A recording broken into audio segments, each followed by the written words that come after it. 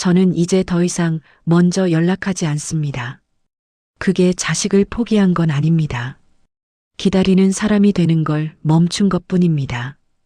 요즘 제가 이상한 버릇이 하나 생겼습니다. 휴대폰을 들었다가 다시 내려놓는 겁니다. 알림이 왔나 확인하고 아무것도 없으면 그냥 또 내려놓습니다. 하루에도 몇 번씩 그러다가 어느 날 이런 생각이 들었습니다. 나는 지금 뭘 기다리고 있는 걸까? 그때부터 제 하루를 다시 보게 되었습니다. 연락이 없으면 서운하고 연락이 오면 반갑고 그러다 끊기면 또 허전하고 그 사이클을 얼마나 오래 반복한 건지 그게 하루였는지 1년이었는지 아니면 아이들이 집을 나간 그날부터였는지 저도 잘 모르겠더라고요. 기다리는 사람이 된 건 아이들이 아니었습니다. 저였어요. 아이 둘을 키웠습니다. 크게 잘 살지는 못했어요. 남편과 같이 살던 시절도 혼자 살게 된 뒤로도 그냥 그 아이들이 내 하루의 중심이었습니다. 아이가 학교에서 뭘 먹을지, 어느 학원을 다닐지, 친구 관계에서 힘든 건 없는지, 그런 것들을 생각하면서 장을 봤고, 그런 것들을 생각하면서 잠을 잤어요. 뭔가를 희생했다는 생각은 없었습니다. 그냥 당연한 일이었으니까요. 우리 세대가 다 그랬잖아요. 엄마는 원래 그런 사람이었고, 저도 그 엄마를 보면서 자랐으니까. 내 시간, 내 돈, 내 감정. 어디까지가 내 것이고, 어디서부터가 아이들 것인지 구분하지 않았어요. 그게 사랑이라고 생각했습니다. 그게 엄마라는 역할이라고. 지금 생각해보면 그 경계가 없었던 게 문제의 시작이었는데 그땐 몰랐어요. 경계를 안 세우는 게 더 좋은 엄마인 줄 알았거든요.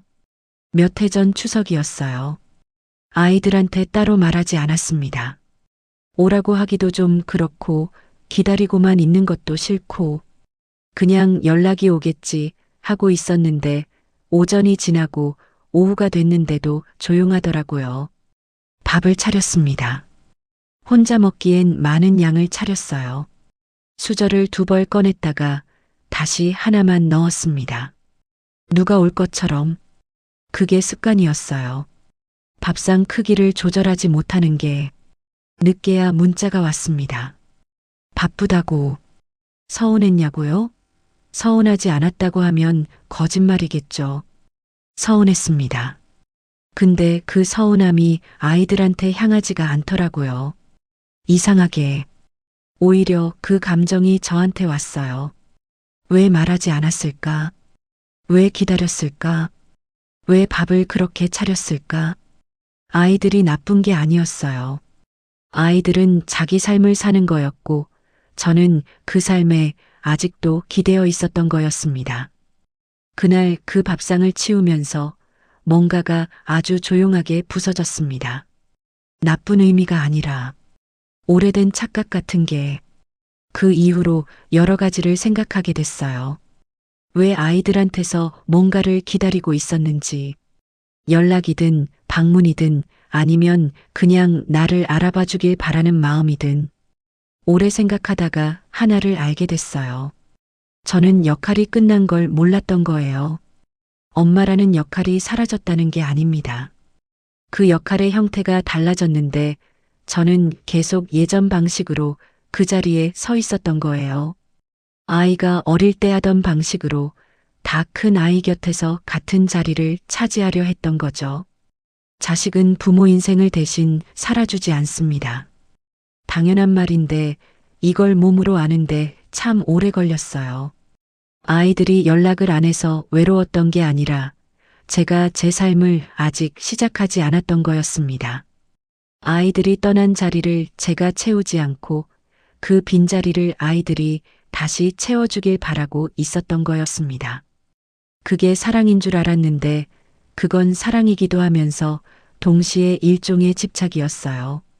내가 여전히 필요한 사람이고 싶은 마음, 아직 엄마 역할이 끝나지 않았으면 하는 마음, 그 마음을 내려놓는 게 아이들을 포기하는 게 아니었어요. 오히려 그 마음을 내려놓고 나서야 이상하게 관계가 좀 편해졌습니다. 아이들이 전화를 더 자주 한 건 아닌데 받을 때 덜 무거웠어요. 기다린 보상으로 받는 전화가 아니라 그냥 반가운 전화가 된 것 같았어요. 놓아버리니까 이상하게 더 가까워졌습니다. 거창하게 바꾸려고 하지 않았습니다. 뭔가를 결심했다거나 마음을 새롭게 다잡았다거나 그런 것도 아니에요. 그냥 아주 작은 것들부터였어요. 먼저 연락하지 않기로 했습니다. 예전엔 3일이 지나면 제가 먼저 문자를 보냈거든요. 밥 먹었냐고, 잘 지내냐고. 아이들이 답장을 해도 짧고 안 해도 서운하고 그 패턴을 그냥 멈췄어요. 처음엔 불안했습니다. 연락이 없으면 무슨 일이 생긴 건 아닐까? 내가 너무 무관심한 엄마인 건 아닐까? 그런 생각이 자꾸 올라왔어요. 그래도 기다렸습니다. 아이들한테서 연락이 오길 기다리는 게 아니라 그 불안이 지나가길 기다렸어요. 그리고 그 시간에 제 일정을 만들기 시작했습니다. 동네에 혼자 밥 먹으러 처음 가본 게 한 60대 초반이었어요. 우스운 얘기지만 진짜예요. 혼자 식당에 앉아서 주문하고 밥을 먹는 게 처음엔 좀 어색했습니다. 주변 눈이 의식되고 왠지 초라한 것도 같고 그런데 2번, 3번 하다 보니까 그게 그냥 내 하루가 됐어요. 산책도 시작했습니다. 아침 일찍. 특별한 이유는 없어요. 그냥 아이들 생각이 자꾸 나는 아침 시간에 그 생각 대신 걸어야겠다 싶었거든요. 걷다 보면 생각이 많이 정리됩니다. 나는 지금 뭘 좋아하는지, 오늘 뭘 먹고 싶은지, 이번 달에 어디 가보고 싶은지, 그런 것들을 오래 생각해 본 적이 없었는데 걸으면서 조금씩 알게 됐어요. 내가 좋아하는 게 아직 있다는 걸. 자식 없이 잘 살겠다는 게 아니에요. 그런 마음 아닙니다. 그냥 내 삶을 다시 갖기 시작한 거예요. 오래 비워뒀던 자리를 이제 내가 들어가 앉기 시작한 거예요. 부모는 자식의 보호자가 아닙니다. 적어도 다 큰 자식의 보호자는 아니에요. 그 말이 처음엔 좀 서운하게 느껴졌어요. 그럼 뭐가 남는 거냐고. 엄마는 뭐가 되는 거냐고. 그런데 생각해보면 보호자가 아닌 엄마가 더 좋은 엄마일 수 있더라고요. 책임지려는 엄마가 아니라 응원하는 엄마. 챙기려는 엄마가 아니라 믿어주는 엄마. 아이들이 실수했을 때 안타까워하면서도 그 실수가 아이들 삶이라는 걸 알고 있는 엄마.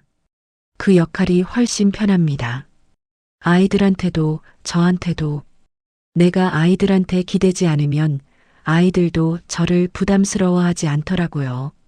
연락이 왔을 때 달라붙지 않으니까 아이들도 좀 더 자주 연락하게 되는 것 같았어요. 물론 자주는 아닙니다. 그건 변하지 않았어요. 그런데 연락이 왔을 때 분위기가 달랐어요. 뭔가를 요구하는 게 아니라 그냥 안부를 나누는 느낌으로. 사랑이 거리를 두면 더 건강해진다는 말이 예전엔 좀 차갑게 들렸어요. 거리가 있으면 그게 무슨 가족이냐 싶기도 했고, 지금은 조금 다르게 이해합니다. 거리라는 게 냉정함이 아니에요. 각자의 자리에 서 있는 거예요. 아이는 아이 삶을 살고 나는 내 삶을 사는 것. 그 위에서 서로를 응원하는 것. 그게 지금 내가 생각하는 가족의 모습입니다. 여전히 아이들이 보고 싶습니다. 명절에 연락이 뜸하면 아직도 조금 허전해요. 그 감정이 없어진 건 아닙니다. 없어질 것도 아니고요.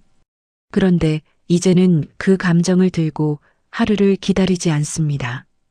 오전에 산책을 나가고 좋아하는 국밥집에 들러서 밥을 먹고 오후엔 하고 싶은 일을 합니다. 그러다 연락이 오면 반갑게 받고 안 오면 내 하루를 마무리해요.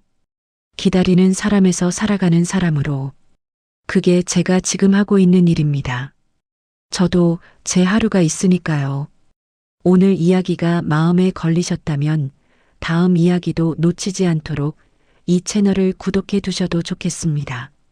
앞으로도 이렇게 인생의 뒷부분을 정리해가는 이야기들을 계속 전하려 합니다.